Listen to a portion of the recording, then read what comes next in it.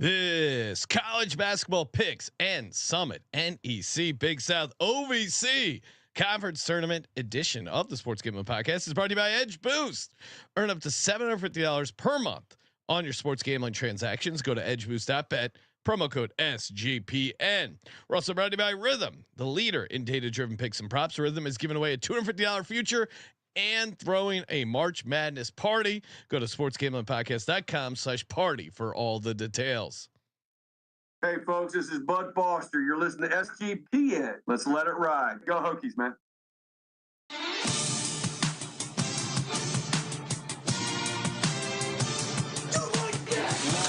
Cox. He's one of those guys who will get penetration.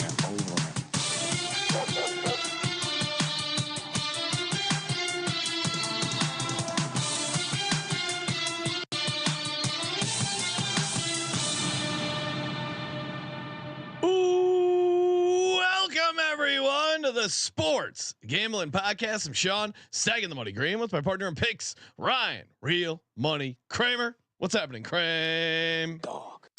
Looks like you got your cam, your OnlyFans cam setup going in that shot. Oh yeah, look at this. It's like, oh, what's going on in that bonus cam? What's going on in that camera right there?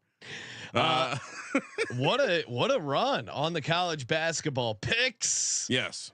You and Colby. Well, let's bring Colby on from the college experience. Colby Dant, aka Pick Dundee. Oh, look at Colby. Cheers, Colby. fellas. What do you got? What are you working on over there? They call these writers' tears. You know, I like to be emo when I drink. Oh, look at that copper pots. Do you like know the guy distillery, or was it? Says it one of your guys at the country club? He owns that. Owns the Ireland, buddy. This is Copper okay. Pot. What part of Ireland? Called Colby the last hipster. Sean, have you been to Carlow, Ireland? I have not. No, I haven't. It sounds awesome. Where? Carlow. Carlow, Ireland. Yeah, is that Northern Ireland or Ireland? No, I'll have to look it up. Kramer, while you're doing that, let's tout. What an amazing night. Not only did we all hit our dogs, you guys hit your Texas A&M money line parlay with Arkansas money line parlay. That's why we're right drinking. there. That's why we're drinking right there. I mean, well, let's pull back the curtain. So the show was much later than normal last night, and there's a point where in my night sleeping where once I hit a spot, I'm going. I'm not tired anymore. And after Sean left the office, I finished things up and I just started doing some stuff. Next thing you know, it's 1:30 in the morning, and I'm like, I got to get out of here. But I'm like, I wanted to go back and see if the money lines had been posted yet. Yeah, and they had been posted. So I went absolutely berserk. I put in about 12 parlays. But we ended up hitting the one that Colby mentioned. I also added BYU to that, round robined it, and then I also had a version with Georgia. If Mississippi State, I don't get brain man. Sorry. If Mississippi State comes home, I effectively hit a 5-team round robin parlay. Hell, fucking yeah! Horns down. March fuck is Texas. here. And I still had a good day. And Colby, we were Kramer and I were 2-1 on the locks. Oregon, that was a nice cover by them. I mean, they were down 64-63. That was a sweat. They go on a 10-0 run to cover the 6.5. That was certainly a fortunate cover, but also like they do close strong at home. But yeah, definitely a little fortunate there. Colby faded my BYU lock with Iowa State. BYU won in overtime, double OT. That was a crazy game because at some point they were up 20. They almost lost outright, sending it to double OT. Super fun game though. And that BYU team, man, I'm going to keep my eye on them.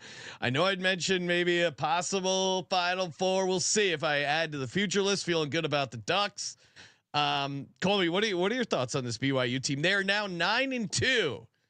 Since Conor McGregor visited their campus. Wow. 9-2 straight up with some massive wins. They blew out Kansas. They win at Iowa State. Like they what was that energy drink? What was that energy drink he was promoting? That shit's working. We need some of that at SGPN. What's going on? Well, yeah. We were DM'd that we could be connected with the. Oh, that's right. We gotta follow up on it. This feels like the thing I got. Bucked up. Bucked up. Yes. Bucked up. Hit us up. We want to get bucked up. I mean, whatever he's slanging, it's pretty tasty. And they've been on a crazy run. It was just a great night of college basketball. Oh yeah. Okay. Yeah. If you're the guy, if you're shout out Big W. Okay. Hit us up. Oh yeah, he was the guy I was DMing with. Yeah. About this game, he seems to like this is because maybe we could get ourselves on an even hotter heater. Yeah. With a little juice. I like it. Little PED. What was that song? The Vegas song we used to. I'm getting fucked up. Just change the words. Marcus, cranberry vodka. Get AI to change it. I'm getting bucked up. Yeah, I'm sure. Oh man, you're talking about a guy by the name of Lil White. Yeah, Lil White. Lil White. Not little. LILWITE. Fucked up. Only white people add the T. The chorus is I'm getting fucked up, man. I'm getting fucked up. I'm getting fucked up, man. I'm getting fucked up. I'm getting fucked up, man. I'm getting fucked up. I'm getting fucked up, man. I'm getting fucked up. Put that in the goddamn Smithsonian. You know how they do that for they put some like Bob Dylan song in there. Like that needs to be in there right there. Well, and this is the hook I always loved. Well, I obviously sung the other part, but just imagine the intro. Like 8 dudes in one hotel room in Vegas just singing along, going, a play a drink and make us Marcus cranberry vodkas, make us Marca cranberry vodkas. It's such a soft drink for a guy to be rapping so hard about. Cranberry vodka, bro. You want a lime in there too? I could have Sally. Got a little thing he's got to clear out there, right? You gonna bust some fools with your cranberry vodka. Going back to Colby's. Speaking of alcohol, Colby's whiskey. Carlo, you mentioned? Yeah, Carlo, Ireland. What geographically? Colby, where is that? We got some serious questions to answer here because I don't know if you're familiar with the Browns Hill Dolmen, but it's one of these here piles of rocks up there in that part of the world that we don't really understand why they're there. So, yeah, the Browns Hill Dolmen. What do they call it? A megalith. It weighs approximately 150 metric tons. And let me put this on the screen here. I mean, and honestly, when you see this, you're going to be like, well, that kind of looks like some shit that I made myself next to a river when I was a kid. I'm not quite sure why this isn't exactly Stonehenge, although our friend of the program, Scott Bowser, will tell you. Have you ever met anyone that's been to Stonehenge? That's a good point. Yeah, it's a great point. Here's Browns Hill Dolmen. I mean, it literally just looks like how'd they get that rock on top of the other rocks? It does look like other rocks anywhere. It does look like a lazy drunk Stonehenge, right? Where they're like, yeah, let's do another Stonehenge, and they just got halfway through it. They put one big rock on a little rock, and they're like, all right, that's mysterious enough. Let's get fucked up. And then they listen to that great song by Lil White. Yeah, they claim this was built between 400 and 300 BC. It's a burial great craftsmanship. It's a burial chamber. Really? What? Oh, they just put a dude underneath it? It has not been excavated, so they don't exactly know if there's something underneath there. Okay.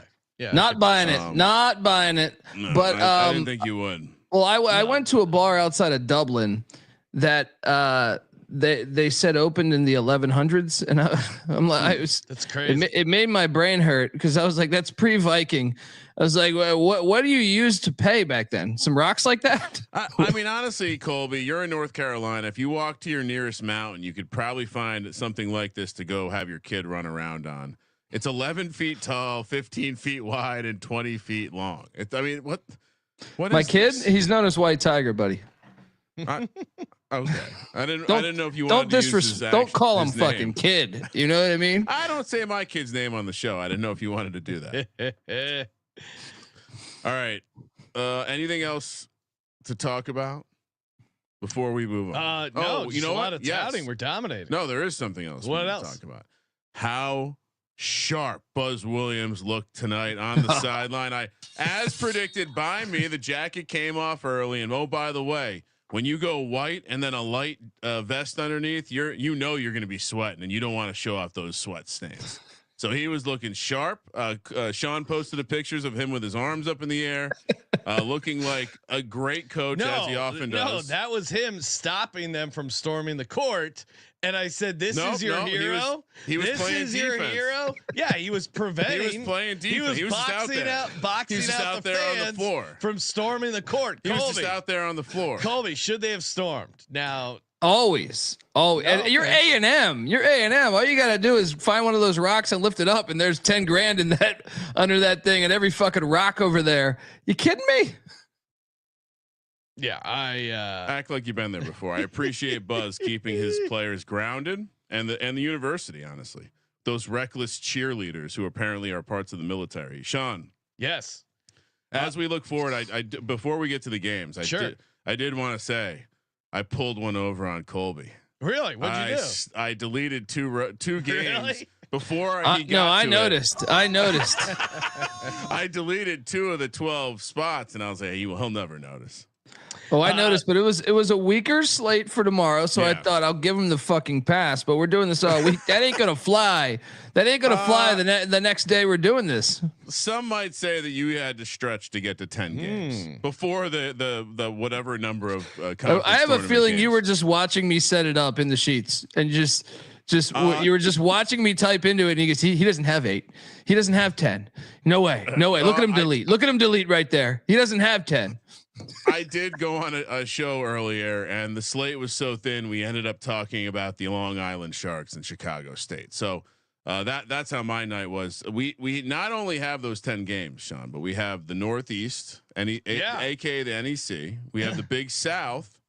I know you're a big South Summit. fan. I'm a Summit guy. Well, the Horse. I'm no longer a Patriot League guy. Always good to check in with the Horse of Radford. Then we have the OVC, Ohio Valley Conference, and then finally all of our favorites. We are West Coast guys. Maybe Colby not anymore, but we love the Summit League.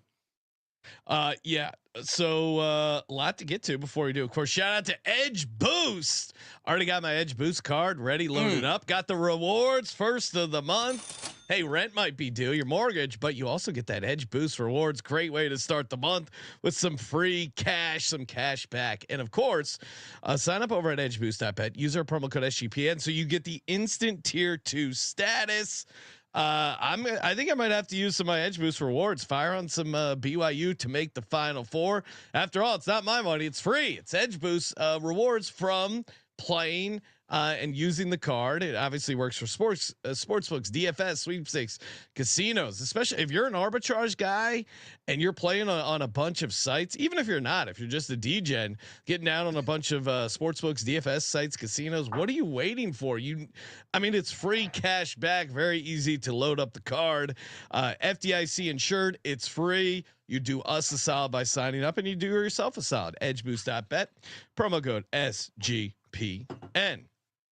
We're also brought to you by MyBookie.ag. MyBookie, get down on all the props, the live dealer action, new early cash out. I saw that pop up for the Arkansas game. Did I click it? No, I let it ride and felt great cashing that on the money line.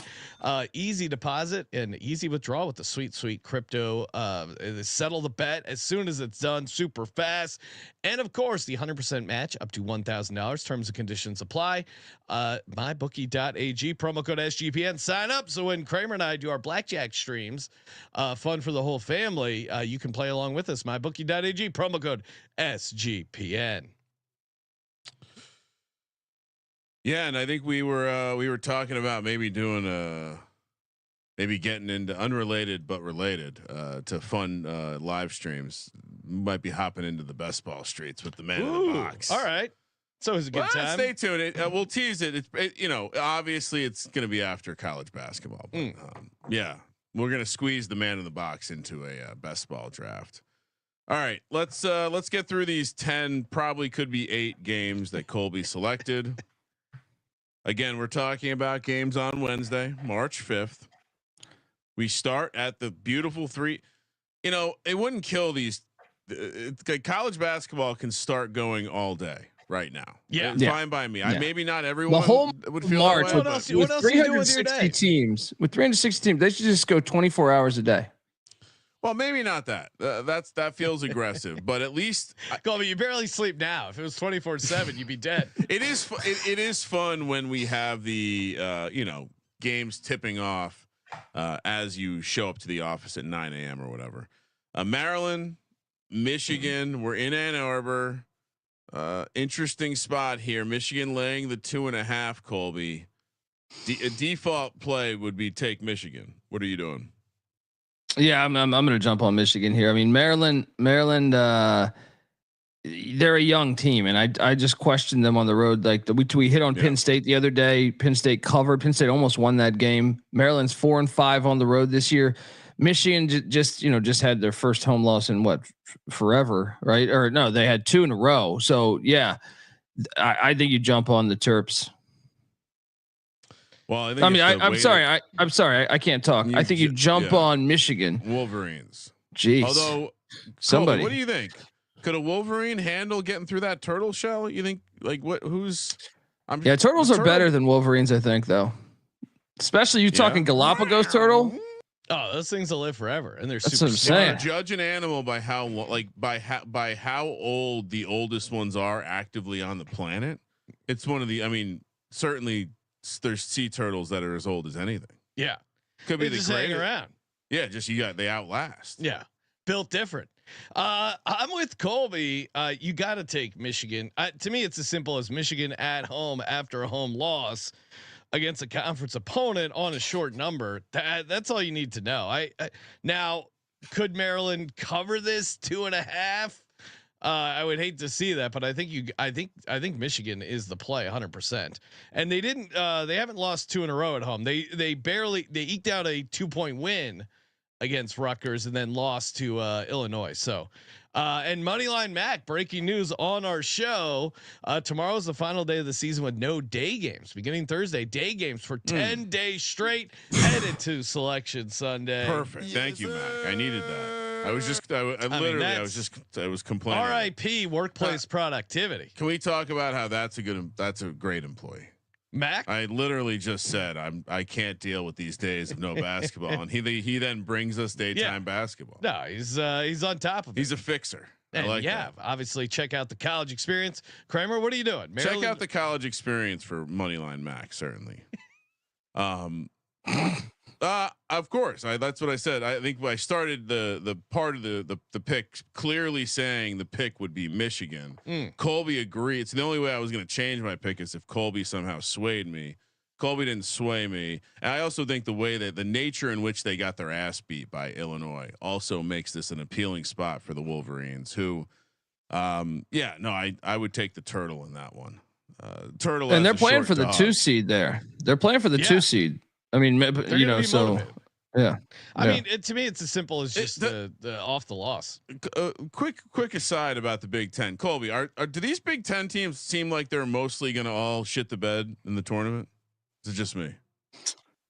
I'll give Izzo a pass. I think he gets through to the Sweet 16. I was trying to hype up Michigan State in the office, and Kramer's like, "Nah, the Big Ten sucks." I think they get to the Sweet 16, and that's it because the Big Ten sucks. What about Oregon? I think Oregon could go deep. No. You're right. I should caveating this. Big Ten. Yeah, the old Big Ten. The Pac-12. This is pre Maryland and Rutgers, right?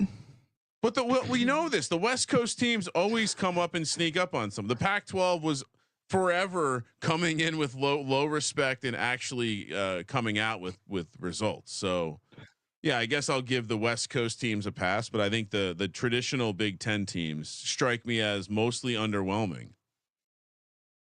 I don't know. Anyway, I mean, I mean, I don't know. I mean, I feel like Michigan and Michigan State could go decently far. Maryland's a weird team. I don't trust Willard. Yeah, I'll fade the Illini despite how many times they get tagged on that. There's a Illinois super fan who just goes at Colby every time he picks against him. It's and I'm looped in as well. It's pretty fun. When I look at this conference, and again I'm pulling Oregon and UCLA out, putting them to the side. I just don't see a lot of Final Four potential. I don't even see a lot of Elite 8 potential. Maybe I'm just a hater. Ken Pom likes him. He has him as the number 2 conference over the Big 12, which is a little shocking to me. All right, game number 2, Florida, Alabama. Worth noting, this one's at 4 p.m. 3.5 point favorite. Alabama is. I've already bet this game, Sean. Really? Already bet this game because when you look at the schedule, who does Alabama play next? I'll look ahead to Auburn. Simple systems. Yeah, I mean, so Florida has a 3.5 point dog. Also, pretty simple systems. I don't like going against Alabama in general. I don't like going against Alabama at home. Alabama obviously covered. I mean, how they lost that game. Why do they gave Tennessee the exact shot they wanted for that buzzer beater? Nate Oates really fumbled. He's a recruiter, not a coach. Hey, that was just bad coaching in that he's last a recruiter. minute. That's just he's showing. But it was good coaching when that guy had that gun charge. You're like, you're still starting for us. Well, yeah, he took care of problems. Yeah, it wasn't a gun charge. I'm sorry. I apologize. It was a murder charge. He's like, don't worry about it. Don't worry about it. He does. He also dresses sharply, though. If I'm being objective about dapper head coaches, this is the fact that this is 3.5. I think is kind of crazy. This is going to be a 1-score game. I think it's going to be a great game. But the fact that Alabama has Auburn after or coming up, looking ahead, Florida as a dog is super tempting. And Florida lock potential. Yeah, I mean, Florida on the road has been very good. I know they were just coming off a loss against Georgia. I'm still trying to make sense of that, but in general, they've been pretty sharp on the road. I'll take them plus 3.5. Colby, what are you doing? Yeah, no, I'm with you too. When I look at Florida, I think they're a legit national championship contender. I still think Alabama is a little bit of fool's gold. So, and you got to love the spot with Auburn on deck. Give me these Gators. Big? Yeah, I mean, Ken Pom has this at 1. I'm surprised it's 3.5. Torvik has it at 4. In fairness, really? Yeah. Oh, they're usually not off by that much. I mean, Alabama's been pretty fire at that building though, but yeah. No, I get it. It's probably just how much are they rating the home court, but still, I think 3.5. This is a 1-score game, so I'm all over it. Florida, let's go! Chomp, chomp, chomp. Discord getting a full card, huh? Yeah. Xavier, Butler, we're in Indy. Hopefully the NFL didn't completely trash the city. 4 p.m. Imagine what those GMs are doing to the toilet at that fucking steakhouse. Who is the at that St. Elmo's? St. Elmo's. I mean, tartar or cocktail sauce all over the place. I mean, imagine you got. I mean, who would be the? If you showed me, remember Darren Rizzi, the Saints head coach, who before his first, he was an interim head coach, and he said he clogged the toilet before the first win, and so he's really worried. He thought that was like a bad omen, but ended up winning the game. So then it becomes the opposite. You got to clog the toilet every week. Yeah, now he's got to load up on some fiber and make sure he doesn't keep the streak alive. I was about to say, like, because if you're hinting at them drinking, the Jaguars GM that you showed me does not look like a guy to have a bunch of cocktails and have a great time at St. Elmo's. He's gonna get carded. Yeah, he Gladwell or whatever his name is. That I just watched a clip of Sean McVay praising him for being the guy to discover Puka Nacua, or at least be in on him. So. Yeah, I mean he's beyond pretty boy. It's it's unsettling. Xavier's laying 1.5 on the road against Butler. Colby, what are we doing? Yeah, I mean this is obviously Xavier's playing for their postseason life, but Butler has been. I mean Butler's one of the strangest teams because you look at them, you're like 13-16, but they've actually they passed the eye test when you watch them. A lot of times, I feel like you're just like that. Like when they played the Johnnies the other day, they lost by 6. It was a 4-point game with 2 minutes left. You're like, this seems pretty good. I'm gonna buy into it. I think Butler's gonna ruin their season. Hinkle Fieldhouse has got a history. Xavier's gonna have to do work in the Big East tournament. Butler with the upset. X gonna give it to you. I was just loving what I saw at that Xavier team. Now, to your point, it's a little different for Xavier. when they go on the road. But you know, they beat Providence, they beat Seton Hall on the road. They've done all right. They've won 5 in a row. I think they're heating up, and Butler has not been good at home. Sub 500 ATS at home, 6-9-1 for Butler. So I don't know if that home edge. Why is the line so short though? Well, because I think they, to your point, Colby, like I think they think, hey, this is a Butler. They're at home. They're a home dog. They're gonna get up. Who is Xavier to be laying points on the road? But Xavier, desperate. Like I think the easy handicap is Xavier needs to win to make the NCAA tournament. Yeah. Why you would think it'd be like at 5.5 or something. It's 1.5. But I mean, and the same applies to the NFL sometimes, where like the team that needs it is going up against a team with no pressure at home. So it makes sense that the home dog the market's smart enough to factor that in. All that being said, I still think Xavier's the better team. They're playing great basketball. Laying 1.5, I think, is a short number. I agree. And I would point out that this time of year, one of the things I look at is how deep of a bench are they playing? Because you know, I mean, everyone's played on a rec team. Sometimes when you don't have a lot of subs, it's easier to figure shit out. And they've kind of been figuring shit out. They've been generally bad on the road, but their last couple games against weaker opponents, they got it done. And yeah, I'm with Sean. You got DMX on the board. Do we have a little? No, he's may rest in peace. The great DMX. It got replaced by this. And this one. Little Dick Sturdy. I'm sorry.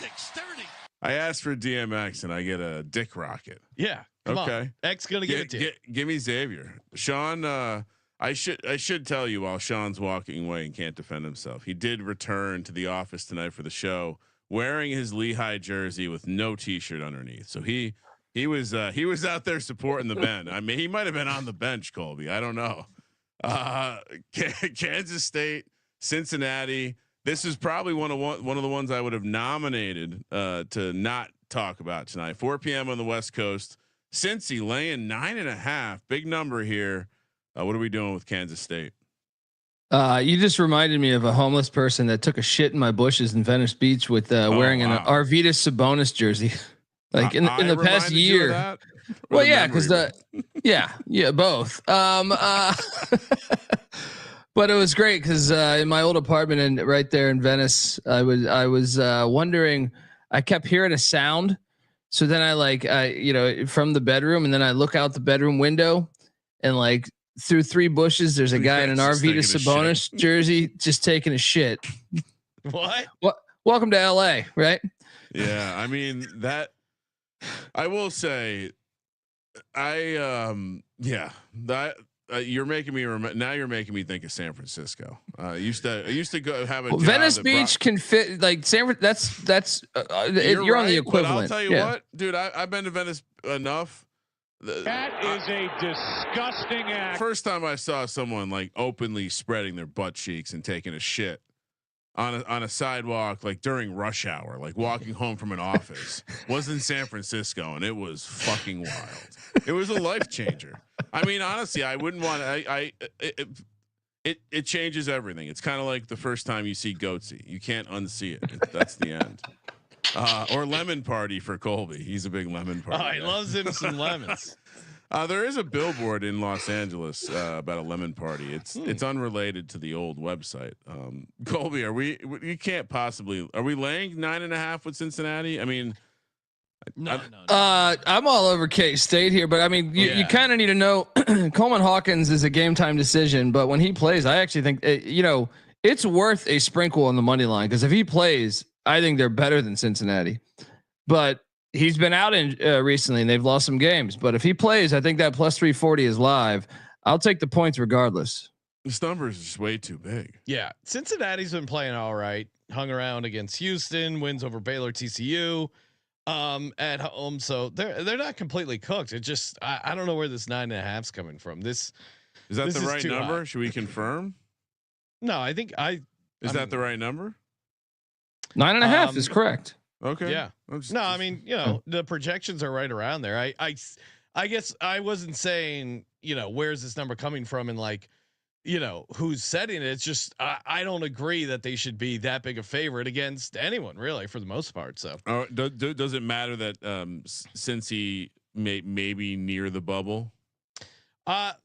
Yeah, but I don't think Cincinnati has they're not a team that's going to blow you out, even if they get the win.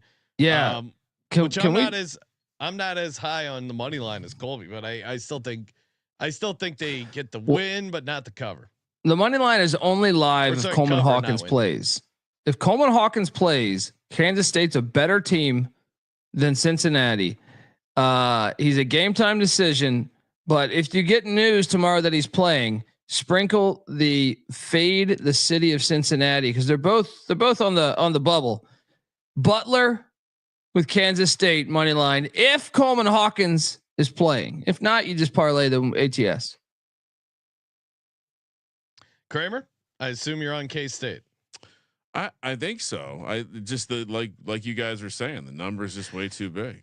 I don't like this. I don't like this game. My instincts. I was looking at the betting splits, and this is one I noted for being maybe we want to look at Cincinnati, but no. After this conversation, give me the points. Kansas State. No chance. I'm taking the money line. Colby, I heard way too much obvious Benedicting coming from his talk. If you get word. 1 if by land, 2 if by sea. If the tall ships are out, you're going to want to duck and cover. Now, if General Washington comes by, if General Washington, Colby, was not a game time decision. No. I know you doubted him, but him and that wooden teeth showed up all over the Revolutionary War. Colby was saying, if Thomas Jefferson doesn't show up, then maybe you're an England guy. If he does, then obviously you're a USA guy. We'll have to see when they tip off here. Are you trying to tell us that we should be adding George Washington -3.5 against Fordham to the parlay? Ooh, I don't know. I don't trust your small school knowledge is on hiatus, judging from these early conference tournaments, Colby. No. Every one of them was like an 8. What are you talking about? I had fucking Holy Cross. I had Holy Cross tonight. I had Loyola, Maryland. I had the Greyhound bus against that bullshit Lehigh stuff. All right. Oh, how dare you? Wow. How dare you? Whoa. We specifically not talk. Come on. How tall was George Washington? Dude, George Washington had a killer cross. How tall was he? 6'3". He was 6'2". But do you know how tall the average person was? In like 5'6". 5 foot. I'll blow your mind here. George Washington credits Peter Francisco for winning a key war in the Revolutionary War. He was out of Richmond, Virginia, was in charge of the Virginia militia. Look up Peter Francisco and look at his height. He's known as the Virginia Giant. And he fucked people up in New Jersey. He showed up. George Washington was about to get defeated, and Peter Francisco and his militia showed up. 6'8". Oh my God. Yeah, man. Fucking Andre the Giant. See? Here's the crazy. I've read a few books on him. Yeah. He weighed 260. Wow. This is great. There's a scene. There's like a scene where apparently, like the way George Washington tells it was like they were severely outnumbered, and Peter Francisco shows up, and he had this big ass sword, right? And they're like he took down like 8 dudes at once. That's what the legend has it, is that George Washington says he saved the fucking war single-handedly. He lived till he was 70, which back then that must have been remarkable. And he was a famous because he didn't know his parents. He was like adopted, right? He was just came over on a ship as an infant and didn't know his parents. More crazy shit. Do you know why he wielded a sword? He's from Portugal. Idea. He was from Portugal. I assumed to stab people with it. He was a blacksmith. Oh, okay. He made the fucking sword. The Virginia militia, motherfuckers. Hey, guys, can we take a field trip? I believe they have his sword in a museum in Richmond, Virginia. Wait, hold on. All right, we're gonna play. How old do you think he was when he was fighting for George Washington in the Revolutionary War as part of the 10th Virginia? He's like Regiment? 18, dude. I've read like several books. Yeah, I've read several books on this guy. He's a bad motherfucker, man. I'm telling you. He made a sword. The ultimate NIL pickup there. He was like well, I mean, possibly an offensive joke, but it was. There's parallels to Kyle Rittenhouse here. Oh wow. He made a sword and he went out and fucked some people up. I've been saying we should clean up San Francisco, get rid of the homeless, and call it Peter Francisco. All right. I like that. Man, this is actually pretty fucking wild. And I told you, man. There's a book about it.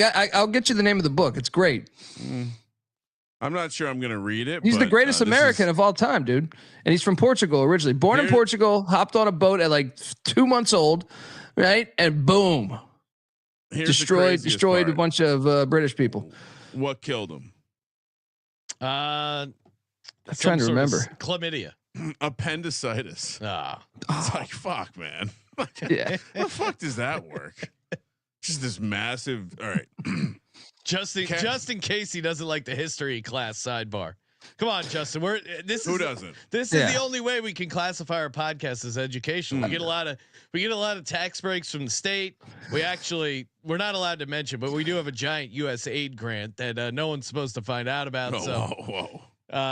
Keep those checks coming. We're on the good list. For more on Peter Francisco, listen to me and Kramer's new podcast that'll be coming out at a certain time. We got to figure that out. I think once a month we'll go deep into a question and we'll hopefully find some answers, or we'll just watch videos of animals fighting each other. I think also, Colby, a 64 animal bracket where we just each episode is just us watching the one matchup. Today it's alligator versus human.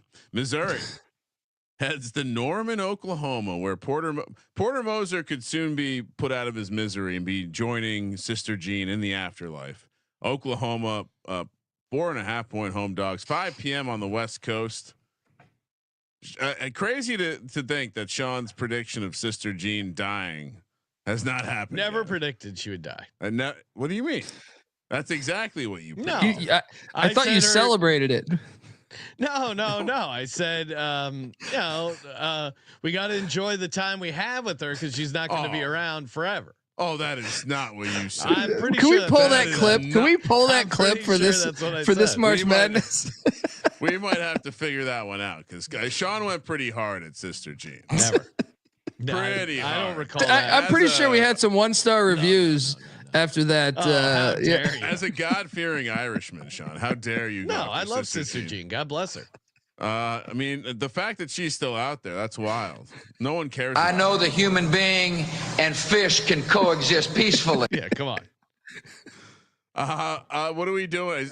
All right. So, what are we doing? What's going on with Porter Moser?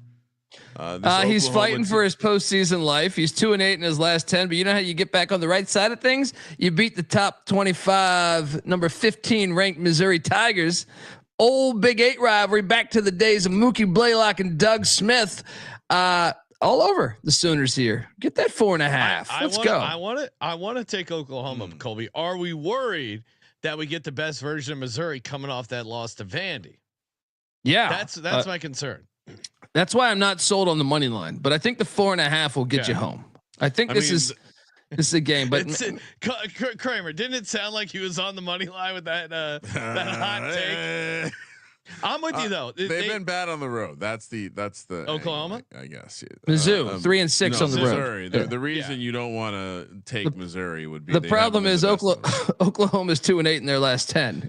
Yeah, Oklahoma's just been bad. Period. This is a get up spot. Is 4.5 enough? Do we? All right. You know what? 79% from the line. I'll take the 4.5. Is that the? You know what? Well, a 7-point percentage free throw difference. You're damn right. I think that matters. All right, watch every one of these fucking games. They come down to like a half point here, a point there. It makes a difference. Give me Missouri. Too much.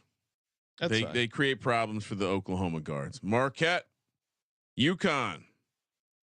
This one is actually in stores. 5:30 p.m. on the West Coast. Yukon laying 3.5.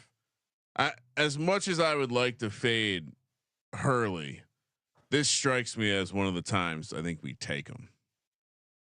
Colby, I think you're right. They're playing a lot better. They beat them. They beat them in Milwaukee. They're going for the sweep. Yeah. But Marquette has just been so bad of late. I can't get behind it. And I think UConn's actually a pretty solid team. It's just they're not as good as the past 2 years. I think people overreact about how bad they are. I'm going to take UConn definitely to get it done. Yeah. I mean, 100% people are. I mean, when you go from being one of the most dominant teams that I can remember in college basketball to your coach saying he's the best in the world, and then everything. When Rick Pitino's in your damn conference, when a guy that's the only guy in the history of college basketball to take 5 different schools and win a conference championship, he was. Look, I understand Danny Hurley was channeling his inner Ric Flair, but he forgot about Slick Rick. He just forgot about him. Yeah, but we've I agree, but we've also we've seen this kind of storyline, right? A team that was supposed to be much better than the expectation was not met, but they still make it into the tourney as a 7 seed, and then all of a sudden they get hot, they win the first game, they're playing a 2 seed, and you're like, well, it's UConn. I don't know if there's value in taking them now, but I will take a good hard look when they get in the bracket to their path, because game by game for sure. Yeah, and if Hurley's going to be a dog in some of these tournament games, I could definitely see in him motivating the shit out of this team, as flawed as they've been, and as much as they've messed up some good opportunities. UConn versus Utah State in an 8-9 matchup. Well, I do have Utah State final. I will say this. I don't know if this is their year though. They lost to Colorado State by 20. That wasn't a confidence builder. Probably not great for my closing line value either. The teams that could end up being in the 8-9 games to face the 1 seeds in the second round, it's a who's who of that would be an interesting Gonzaga, UConn. Yeah. Even the idea of Kansas could end up being in that situation. Ooh. All right, Memphis. We move on. I was on an island there, first time for this show. What are you taking? What do you mean? I literally said I'm taking Missouri. Oh, okay. Hold on. No. I forgot about something that happened. Missouri. I was like, we're talking Marquette and UConn. Yeah. Oh yeah, no. I looked back at the sheet and assumed you were talking. I don't know. No, I graded your Missouri. I know what 3 minutes ago. I know what happened here, but now I can't bring up this point. I'll save it for later. Okay. I'm on UConn. All right. That was also obvious. I said that in the beginning. The game's in stores. Colby, what are you doing? I'm taking UConn, like I stated. All right, here we go. Now he didn't state his, Sean. I stated UConn. Yeah. What's their record in stores versus Hartford?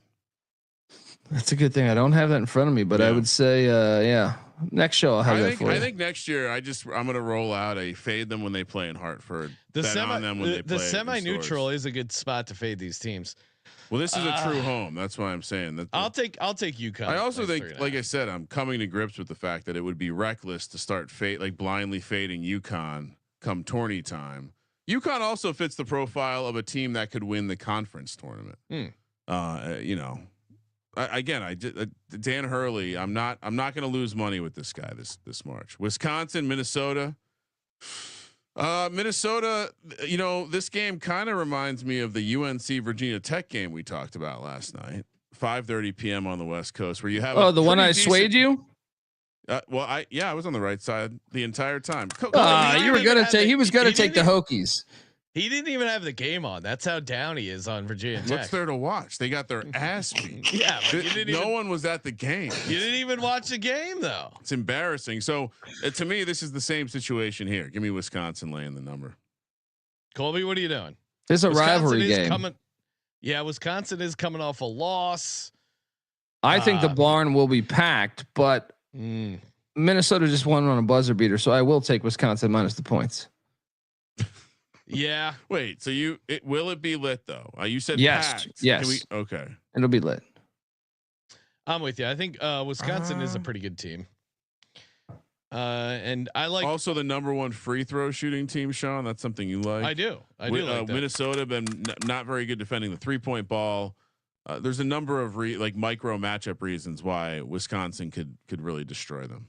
No, I mean, for me, situation spot, Wisconsin coming off a loss and Minnesota coming off that like crazy win. And Wisconsin's been awesome ATS after a loss, 5-1. So I think they roll it up on the Gophers. I see the angle that Colby's on, but I'm riding Wisconsin. They've lost their last 4 home games. Good Minnesota. Stuff. Yep. Well, and Colby is on Wisconsin. But that was my Minnesota accent. Got it in there. Wisconsin. Oh man, we've given the Discord far too many plays. Tennessee, Ole Miss, Rick Barnes. It's regular season Rick, but it's also we're now in March, so feels like two strong forces repelling each other. Tennessee laying 3.5 against Beard and Ole Miss. 6 p.m. on the West Coast. How many of these SEC teams are getting in the tourney, Colby? I've lobbied for all of them, but it seems like they're not going to listen to me. What? I told you to put in the whole conference. We don't want a 96 team tournament. It's Colby's way of fighting against the tournament expansion. My God. If we put all the SEC teams in, then they won't ask about expanding the tournament. And there'll be no bitching. Away. And since they have the power to actually change it to 96, we just make Sankey happy, give him the other teams. Cause really, yeah. I mean, it's going to start 4, make it the first 8, like relax. If you add 4 more fucking shitty teams, fine. That's fine. I'm not going to cry if the Summit lead has to play a first 4 game every fucking year. That's not a huge deal to me, but I agree. The teams that would get in are just, who gives a shit?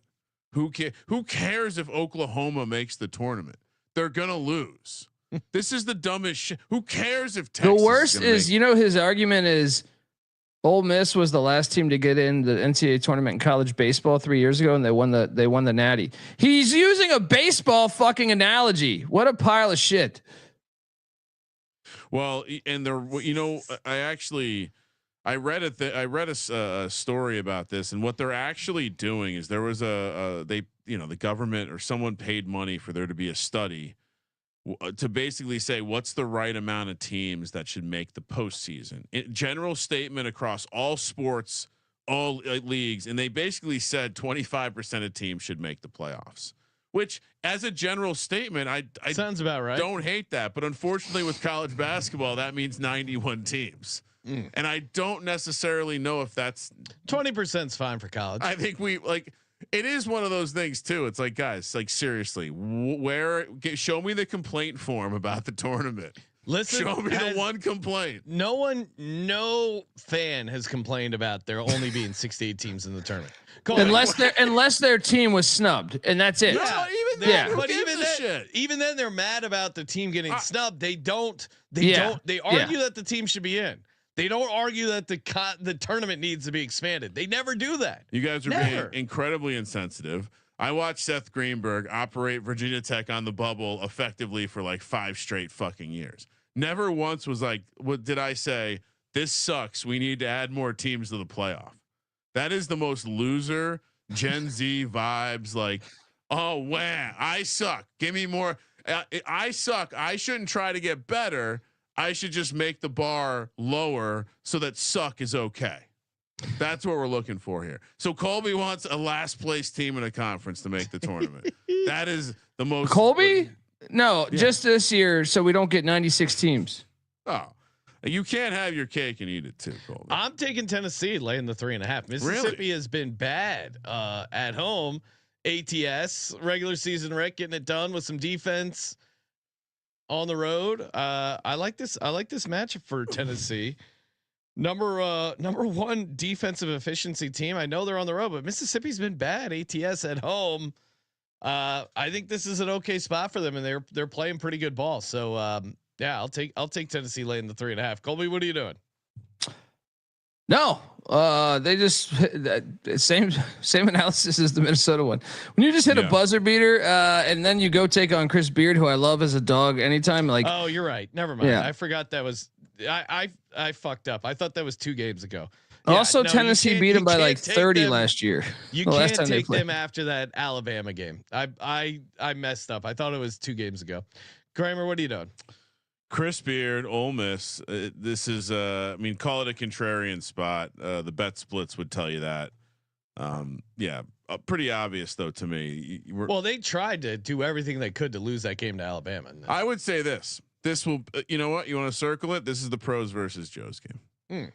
I certainly think people will be. I mean, Tennessee is getting the one seed buzz. All this shit. This happens again. It's also March. Be careful with Rick Barnes. I know he's great in the regular season, but he's transitioning into postseason. That game winner was like, it's still February, right? It might have been. It might have been the first 24 hours of March. You're right. Yeah, he was just into March because they needed March 1st doesn't count for Rick. They didn't look that good that game though, man. Alabama looked like the better team. I was on Alabama Island, and I had him as my money line dog, and I was just sitting there ready to chirp at you and Kramer in the group chat, holding down God's eye here, and I never got to because they covered, but I wanted that money line too, and they should have got it. I see Go Beeves mentioning he's becoming trans. Perhaps this is March is when he grabs the duct tape and tapes his dick to a leg and goes out. And I hear there's rumors on the internets. Oh man, how's that whiskey from the tomb of the rocks? It's fire, man. It's almost done. Nice. Anyone know anyone connected to that? We should send us some whiskey. We'll get J-Mark on. Yeah. Davidson, Loyola, Chicago. Interesting you bring up Sister Jean just minutes after I was talking about her. We're in the great city of Chicago, -5.5 for the home team. Man, I still can't believe that Seth Greenberg did not invite Del Curry's kid to Virginia Tech. Oh, this old chestnut. If you go to Castle Coliseum, there's one fucking jersey retired in the banners. Del Curry happens to be the father of both Curry kids. Actually, neither one played at Virginia Tech. Neither one was offered a scholarship by Seth Greenberg. That fucking idiot. And he's an expert on TV telling us what to think about college basketball. Colby, what are we doing here? What we're doing is we're smashing this play of Loyola -5.5. Really? I'm a little concerned at the line, but let me just explain to you that Loyola at home, where Sister Jean's there, even if no one high fives her, they're a fucking wagon. They're 15-1 at home, right? This is a nationally televised game, and then there's this part. They're playing for potentially the 3 seed. They have the same record as Dayton, St. Joe's, and St. Louis. All of them are jockeying for position, so they have a reason to win this game. And then if you want to add on top of that, Davidson has been ass on the road this year. They lack athleticism, and it's not the same Davidson as the Bob McKillop days. They passed the torch off to his son, and it just hasn't been the same. Sister Jean was 98 years old when they went on that run in 2018. She's now 105. You think she got stem cell? She did. There was some rumors about her going to Germany, get that blood spinning. She had the same stuff Kobe did, and Jumper's been pretty good ever since then. Colby, you mentioned the straight up, but you forgot to mention the ATS. Loyola 8-8 ATS at home. Davidson 7-3 ATS on the road there. So they haven't been great. They've been losing close games. Are you worried? No, I want you to take Davidson because I don't want Sister Jean dying on the court. But we're all like, I love Sister Jean. I hope she's around for another 110 years, whatever age she is currently. Me right. too. And that's why. Where's her bobblehead? Right here. Okay. She'll live in forever over here. I just gave her a whack on the head. I'm going Davidson. 5.5 too much for Loyola. I'm with Colby. Did you know she has been the team's chaplain since 1994, and she turns 106 in August. What was she doing pre-94? I don't know. I guess just being a nun. I mean, I think don't they like send you off to some horrible like rock place to live and not have sex? She wrote the screenplay for Sister Act. Do you know that, Sean? Oh wow. Really? Yeah. That's how Whoopi got the gig, huh? She was born Jean Dolores Schmidt. She's a Schmidt. Oh wow, she's from California. There you go. In the Eureka Valley. California's changed a lot in 110 years or whatever. Lay the points. 105. She's also spent time in North Hollywood, Glassell Park. Really? Yeah. North Hollywood, Sister Jean. Sister Jean began teaching at St. Bernard School in Glassell Park, California in 1946. And then in 1946 taught in St. Charles Borromeo School in North Hollywood, California. Interesting. She gets around. Long fucking time. Her and Peter Francisco, American legends. I'm sticking with Davidson. If 5.5 is too much, Loyola, you can't trust them to close out 66% from the line. Not too short. Give me Davidson. She still goes to work every day. This is amazing. She's got nothing to do. I'm on Loyola Chicago. Shout out Sister Jean. Like Colby said, we don't want you to die like Sean. Any reasons? What do you mean any reasons? Oh, you didn't list any reasons of why you were on Loyola. What do you mean? We were talking about how Sister Jean and the vibes. 2, you want me to get into the matchup. Tremendous matchup against the dog shit Davidson defense that you failed to mention, which is cute. And then on the other side of the ball, Davidson going into the teeth of the Loyola Chicago defense. So good luck with that one, Sean. Thank you. Washington heads to California, Los Angeles to be specific, to take on the Trojans. 7:30 p.m. on the West Coast. USC laying 7.5. You're welcome. Okay. Gave you a late night game. Thank you. Thank you for participating in the Sports Gambling Podcast. I feel like Musselman should go back to the SEC. I don't like him at USC or in the Big Ten. He was at Nevada before that. He's used to the West Coast. Fine. I just right now I'm not digging his style. And this is a big number. Are we laying it, Colby? We know we like Danny. Let's try to figure this out. Washington's lost 4 in a row, but USC's lost 5 in a row. USC beat him by 4. USC beat him by 24 the last time they played, but that wasn't Musselman. That was Andy Enfield, who's now at SMU. I'm going to take at USC minus the points. I just feel like they're due. They're more due for a win than Washington. Washington, to me, has kind of been a mess. I don't know. Like Danny Sprinkle has this team kind of up and down, but they haven't played this year, which is weird because they season's here. I'm gonna lay it with USC. I just think USC is 11-7 at home. What's up? What do you mean they haven't played this year? They haven't played this year, right? No, they played earlier this year, but a 24-point game. USC won. Oh, why did I think that was Andy Enfield? So that was Musselman. Had the right game. Oh no, no, he's talking about the coaches, not the teams. No, he was talking. He had the right game, but for some reason he thought it was from last year. Oh, okay. College basketball expert. Yeah, I see the revenge angle for Washington, but I don't know this. Trojan men. Yeah, give me USC laying the 7.5. Don't feel great laying that big of a number with a kind of questionable USC team, but I'll do it because I don't want to be on any part of Washington. Kramer. I wanted to pull up the bet splits for this one. I do not see them though. Let's see.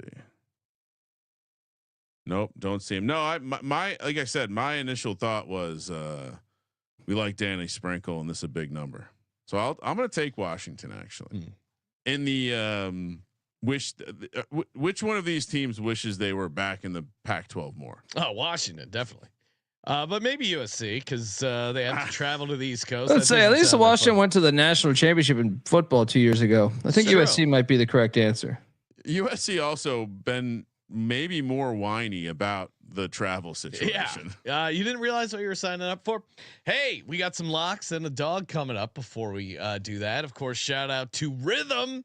We got a March Madness party and a future giveaway. So if you head over to sportsgamblingpodcast.com/party, you can enter to win a $250 March Madness future, courtesy of our good buddies over at Rhythm. And then, of course, if you are going to be in the Vegas area, come by, RSVP to the party, sportsgamblingpodcast.com/party March 19th, 4:30 Pacific. We will be at a cabana at the beautiful Stadium Swim in downtown Las Vegas, circa Las Vegas, hanging out, cracking some cocktails, and picking some winners, dominating the first four, and of course getting ready for March Madness. Sign up for Rhythm, sportsgamblingpodcast.com/RITHMM, and then head over and RSVP to the party. If you can't make the party, don't sweat it. You can still win the $250 future. sportsgamblingpodcast.com/party. And of course, we're also brought to you by Underdog. College basketball, great for some of the Underdog fantasy projections, higher, lower. Colby, we need a winner. What are we doing on some Underdog action? Yeah, I actually didn't get around to checking. Did we hit on the? Would you cut out, Colby? I cut out. Yeah. I was saying I've been busy. Stuff. Did we hit on yesterday's? No, Robbie Avila did not get there. That fat blob of mayo, you said. Damn it. Yes, I mean that's on me because I actually listened to Colby's advice. Well, at least for the game, I was on the right side. But that fucking chunky tub of lard only got 10 points. He's What's supposed up to with go all this higher. fat shaming? No, just that guy because they hype him up as this like next generation athlete. We talking Steph Blurry? Yeah. What could be the greatest to ever do it? You can't get a nickname of like this guy's awesome when he's just a fucking out of shape rec league YMCA wannabe poser. Wow. Who needs some goddamn cardio and some?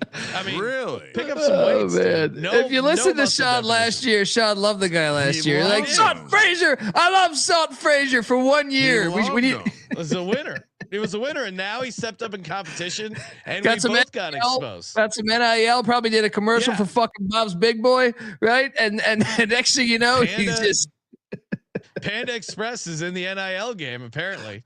So Orange Chicken's gonna go right to your thighs. Let's take the higher. 17.5 points against Yukon. He a dog. Ooh, sorry, Cam Jones for Marquette. He's a dog, and let's go to let's go to the likes of Chucky Hepburn. All right, okay. Sean, you always tell me to watch. You're always telling me to watch those Chucky movies. Higher than 16.5 points against the California Golden Bears. All right, so we got Chucky Hepburn higher 16.5, and Cam Jones with a K higher 17.5. No fat blobs of mayonnaise on the slate today. No fatties allowed on our Underdog entry. Head over to Underdog Fantasy. Use the promo code SGPN. Get you a sweet deposit bonus. Get up to $1,000 in credits for free. UnderdogFantasy.com. Promo code SGPN. He looks more in shape there than he does now. And this is like a glamour. That was shot fresh. from They took that high photo school. his first day he committed before that NIL honestly, came that's in. Indiana State. Now pull up the St. Louis photo. Because it's a big difference. Let the guy have a good time in life, right? So he made some few bucks. All right, he made some few 18 bucks. points, you loser. I don't have a good shot of him. Like they didn't make him do anything cheesy. Like, damn. All right. Locks. Yeah. Fire, Colby's. buddy. No, Kramer. What are your locks? What do you got? Florida plus the 3.5. Okay. We're gonna take. Let's see. I really don't love this slate that Colby produced for us. Yukon laying the 3.5. Okay. Loyola laying the 5.5. Okay. As someone pointed out, is the fading. Sean is fading Sister Jean on Ash Wednesday, and the dog. Oh, do we go? Yeah, let's go Ole Miss. Easy. Yeah, I do. I annoyed I blanked on that. Tennessee coming off that buzzer beater. That does seem like a good spot. For me, let's start with Michigan laying 2.5. I'm going back to the well here with Michigan. Love them coming off a loss there at home. Feels like a smash spot for them. Smash. We'll keep it in the Big Ten, the real Big Ten. Give me the Badgers laying 7.5 on the road. The barn's gonna be rocking, but it's gonna be a barn burner. They get torched. Give me the Badgers laying the money on the road there. Last up, I'll take. I'll go Ole Miss in the points here, +3.5, and then for my money line dog.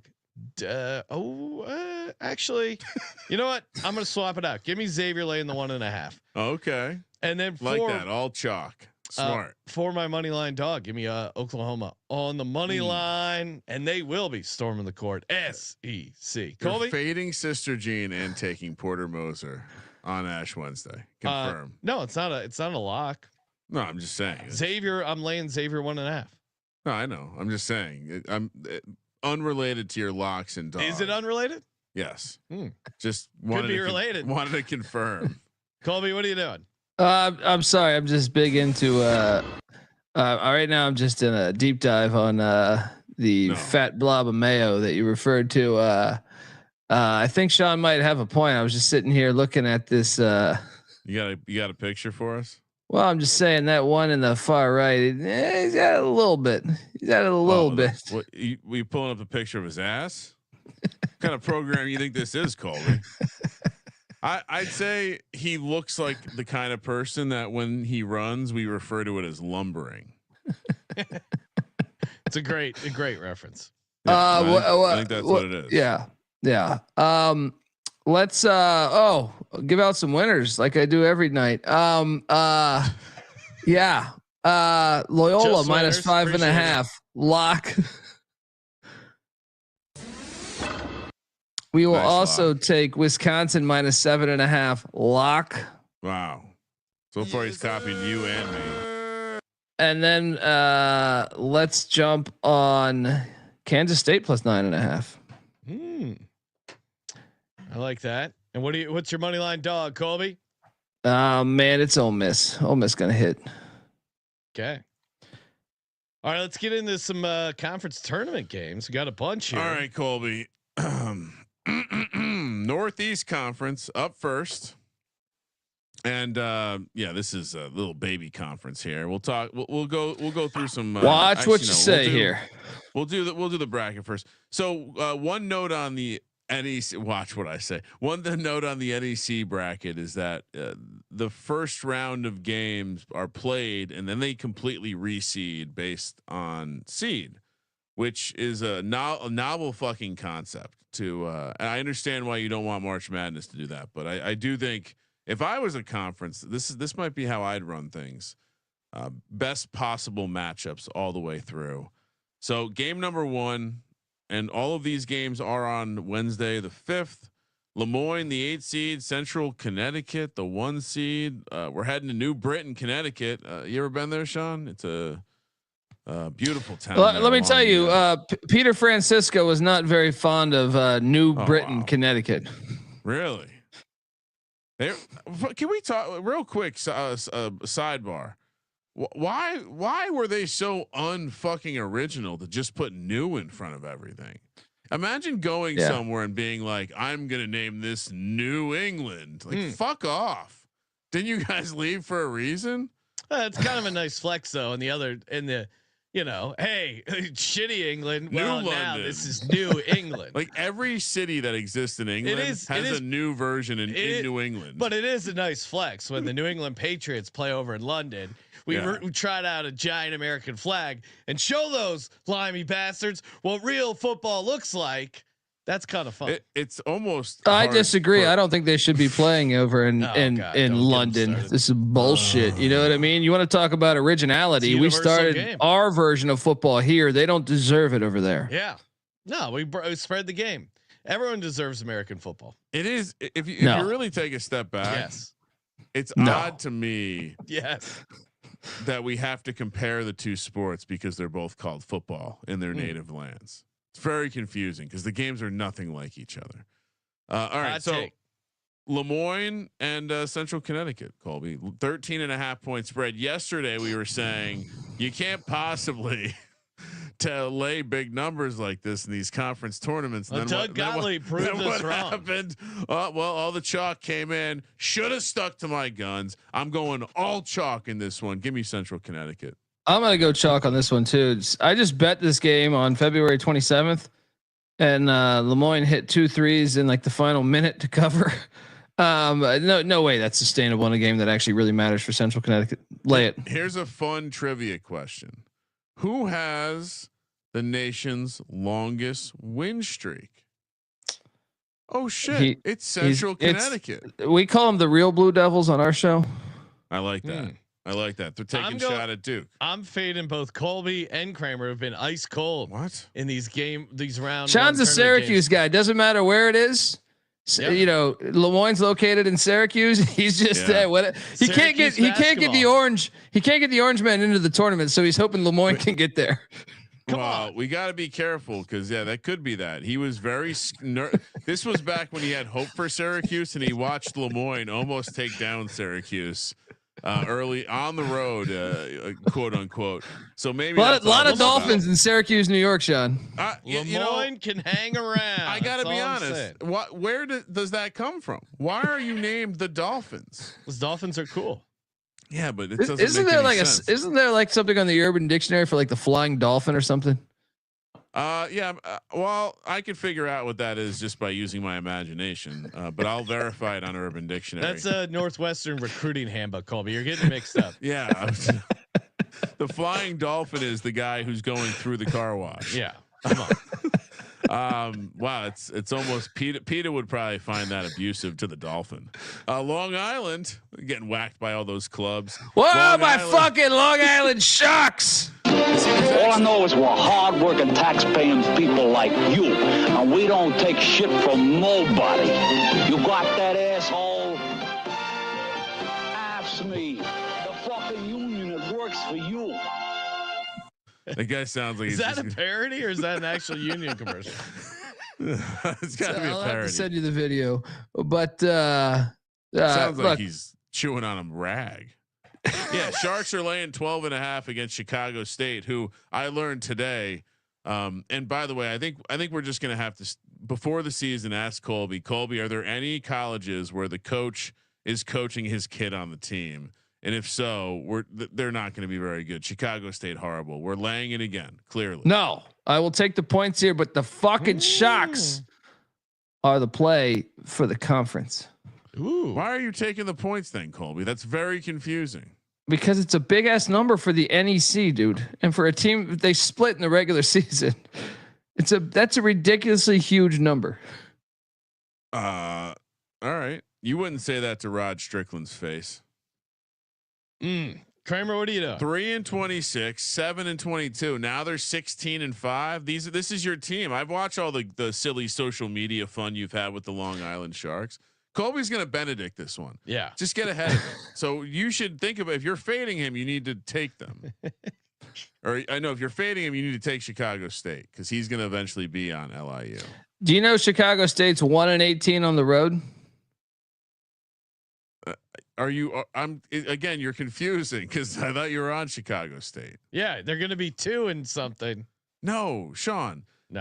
He's got his kid on the team. No, LIU is dominant ATS. That's why Colby's getting all this leverage from playing their Shark stuff. And yeah, to Colby's point, revenge from earlier. You're going to need a bigger boat for your Chicago State play, Colby. Give me the Sharks, Long Island rolls. Lay the 12.5. I'm on Long Island as well, and I fully predict Colby will be taking the Sharks on his. Are you doing the show? They're 18-9 ATS. Colby, why would you go against them? You guys are going live right now after we're done, right? You're damn right we are. All right. I guarantee he Benedicts this game. Okay. Wagner, the 6th seed, St. Francis, 3 seed, Loretto, Pennsylvania. Sean, is that your neck of the woods? 4 p.m. on the West Coast. 4.5 point spread for the 3 seed St. Francis. Colby, what are we doing here? Well, you look back, Wagner won the last time they played 68-66, and that was in good old Loretto, Pennsylvania. I think they get revenge here. I'm going to lay it with the Red Flash at home, where they've been 9-4 at home. So Wagner was super lucky to get that first one. Give me the Red Flash minus the points. The Red Flash. Wagner, the second slowest tempo team in the country, producing the fourth worst offense. Why would you play as slow as Wagner offense? They shoot 41% from 2-point. That is good for 364. In the nation. That's probably top 25 defense though. That's what's anchoring their 361 overall offensive efficiency rating. Yeah. Pretty impressive stuff. What'd you just say about their defense? 25th in defensive rating. What kind of rating are we talking about there? Wagner? Yep. Stat rats. That's the other thing. You can't trust the stat rats. If you guys are you can never trust the stat rat. I'm not. Give me is that derogatory? Do you think now? No, people love rats. You could still say stat rat. I think. Yeah, I'm also on St. Wagner sucks. 10 and 16 ATS. Lay it. St. Francis. If you put U next to the STF that you put in the cell there, it would be shut the fuck up. As soon as you wrote that out, that's all I could think about. Stonehill, the 5 seed. We're heading to Hackensack, New Jersey to take on FDU. Fairleigh Dickinson laying the 2.5. And this is the team that I would, which by the way, I didn't bring it up, but Ken Palm's lowest ranked team or conference is the NEC this year. So shout out, pour one out for them. FDU is clearly he hasn't watched his Hokies in the ACC. No. What do you mean? I'm not. It's not my rankings. Why are you attacking me? I'm attacking his Hokies. I didn't say Kramer. I said Ken Palm. ACC. He has the 5th ranked conference for what it's worth. Lies told right to your face. But FDU is the team that plays a different tempo than the rest of the quality teams in the conference. They're going to want to move it up and down. So yeah, give me FDU, and maybe be looking at a future at FDU. Is that crazy, Colby? Yeah, that is. But Stonehill's ass on the road. LIU. Stonehill's ass on the road, but you don't just walk into the Bogota Savings Center and get that dub in Hackensack, New Jersey. Where you been to Hackensack, Kramer? I have been to Hackensack. Out in Hackensack. Is that all you get for your money? I randomly. I knew great Billy Joel. Met a girl from Cadillac. You ought to know by now. Yeah, had some good nights in Hackensack. He's one of those guys who will get penetration. I'm lay it. With Fairleigh Dickinson. Yep. Colby, is that official? You're on FDU as well? I am on FDU because Stonehill's terrible. They just played. That's the only concerning thing. Sometimes these late season like double whammies, but no, this is. I'm fading you guys. Give me FDU. What? Just strictly it's system play. We're on FDU. What are you talking about? Oh, you're on. Oh, sorry. I'm taking Stonehill. Come on, Colby. Give me Stonehill. I'm the guy screwing this up. This guy over here. Colby, it's okay. You can speak up. I'll protect you. You stink. Futures for the conference tournament. Central Connecticut, the 1 seed, -250, heavy favorite. Like we talked about, they have the nation's longest winning streak. Then you have the Sharks of Long Island +370. 3 seed St. Francis is 13-1. The 4 seed FDU 15-1. Stonehill the 5 seed 35-1. Wagner the 6 seed 40-1. Chicago State somehow 400-1 as the 7 seed in Lemoyne. 100-1 as the 8 seed. A lot of times when you have a conference like this, tremendous shit where you actually have a team that is separated a little bit, it's hard to not look at chalk. Could this be the first -250 play of conference championship season for me? Possibly. I'm not confirming it because I want to hear what Colby has to say about the Sharks. All I know is we're hard-working, tax-paying people like you, and we don't take shit from nobody. You got that, asshole? It's like he's trying to finish a cannoli. The fucking union, it works for you. Right there. It sounds like he's chewing.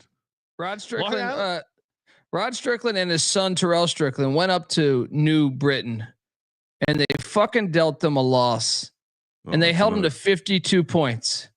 Long Island's the player; they're the most athletic team in the conference. Boom.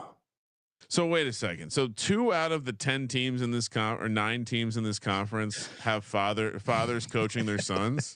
What do we got going? It's a rec league. It's a fucking youth sports league. It's a AYSO conference tourney. I'm with Colby though. Give me LIU plus 370. Who's got orange? They got the best defense in the conference. At the very least, you feel like you'll get them into the conference championship. So yeah, LIU plus 370. Central Connecticut should not be a minus 250 dog. That's Give me Central price. Connecticut minus 250. Okay. Give me FDU. Ooh, actually, yeah, because they reseed. Give me do I want? Yeah, we'll get a little. No, you can't. Yeah, give me some FDU plus 1500. All right. Anything else you'd like to say about the NEC, aka the worst conference in America? That is lies. I'm insulted by that conference. I mean, the first thing that comes to my mind would be, let's see. I'm gonna go ahead and say. Well, I mean, the first ones that you would think about was the MEAC, right? KenPom bottom 5. Patriot League 27. How dare Ohio Valley Conference 28. MEAC 29. This SWAC is better than 30. the Ohio Valley. This is better than the Ohio Valley. KenPom disagrees. Yeah, well, that's the reason I don't use that phony prick. All right. Shout out to KenPom. Big South. They're having their play-in game. Where's my Big South? They're having their play-in game on Wednesday the 5th, and then the rest of the games don't happen until Friday to the 7th. What the hell is going on with this? What was the gym booked for a dodgeball game? What else they got going on? They're in Johnson City, high school Tennessee. reunion. There's a high school reunion going on, Sean. What was that? What sport was that? UFL where the high school graduation moved the UFL game? The championship game. They fucking moved the Panthers. So the Panthers of Michigan. So we'll quickly we'll talk about the quote unquote. Oh no, it was a playoff game. It was a playoff game. It wasn't championship. It was a playoff game. Yeah, it was the playoff game for the Panthers. That's why they were hosting it. All right, so we have the 8-9 matchup, which is the play-in game, 4:30 p.m. on Wednesday the 5th. Gardner Webb is laying 5.5 against USC Upstate. Again, we're talking about the dregs of a not. Well, let's see. I didn't mention the Big South in my bottom 5, so they must not be that bad. Big South all the way up at 17, Colby. So we're talking about a solid conference here, but we're talking about the 2 worst teams. What do you like? Upstate's been a darling of mine all year. I know they've been housed by Gardner Webb in both games. They've won 6 games. Been a darling of Colby's. You know why? Because they were great ATM. I called them on the money line as a double-digit dog against Charleston Southern, their rivals, on February 22nd, and it hit. Nice. They're way better in their record though. Like they just lose. So give me the points in Upstate. Upstate is 12 and 16 ATS. So there is a. Has anyone seen? And maybe it's not a related player. Could perhaps it could be this person wearing a disguise. But if you don't know, if you're not intimate with the roster, like I'm sure Colby is, there's actually someone on USC Upstate named Mr. Dean. Could that be an alias for Sister Jean? He's not just somebody on the team. He fucking leads them in scoring. All right. He's like, he averages like, I don't know, 16 or 17 points a game. I feel like, he's a beast. Give me the Dean. USC Upstate sucks. Give me Gardner Webb. I mean, Colby, this is embarrassing. They've won 2 games this year, but they've been in a lot, Sean. Yes. Well, and in fairness, Gardner Webb does have the longer losing streak. Nah, come on. USC Upstate, bottom in the conference offense, bottom in the conference defense, and that's the Big South. Is it hard to beat a guy? Hard to beat a team 3 times. No, it's not. Not when they suck. True. It's easy. What is this number?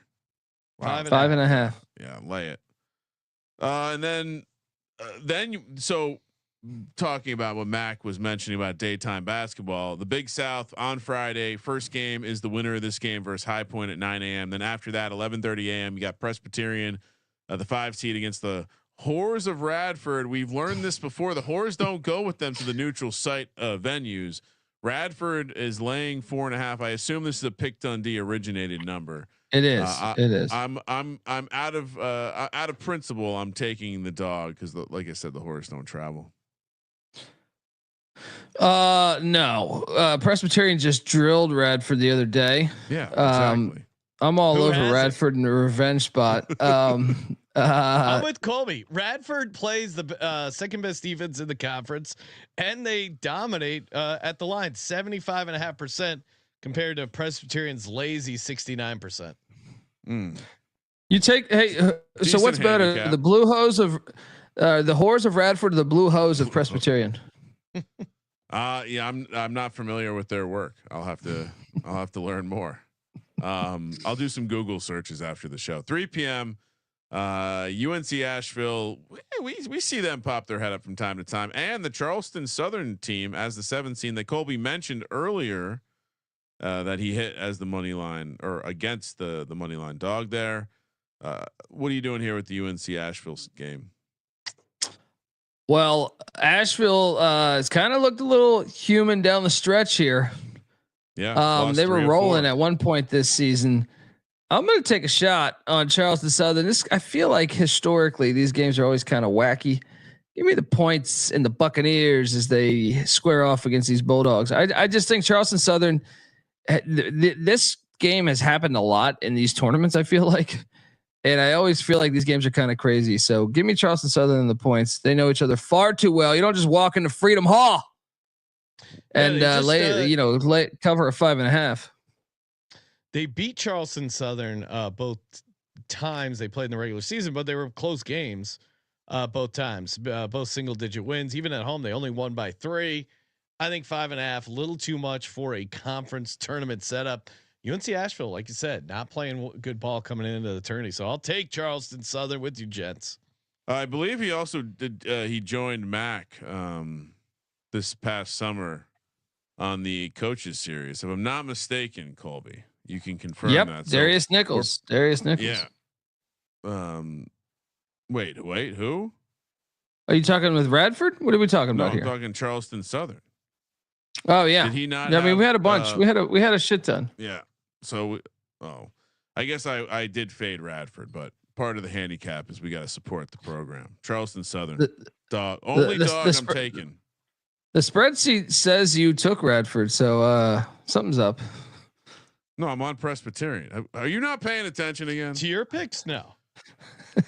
I'm tuning them out. I only listen to A+ handicappers like Colby. This was a text I received this morning from an anonymous source. Sean not realizing you overly emphasizing your Oregon pick after he called you out for not clearly saying your picks. You do have a hilarious history of doing this, even though your argument lays out a clear point, which side you are on. And then a laugh emoji. So the person's agreeing with me that you have a history of not saying the team. Correct? He's saying that your handicap is clear if you listen to the argument, but yes, you often don't say the team explicitly. Yeah. But what he found funny was how I then, in that one particular instance. Yes.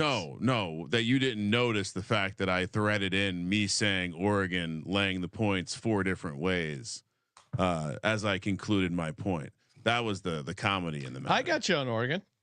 Oh, sheet has you as Oregon. No, I know that's what was funny about it. Longwood, 6 seed. Very funny. Look at Colby. He's busting up over there. Colby finds it very funny. I mean, you've already made multiple mistakes on this show, so we know which side the justice is on. Longwood, the 6 seed. Winthrop, the 3 seed. Colby thinks it's going to be a 1.5 point spread.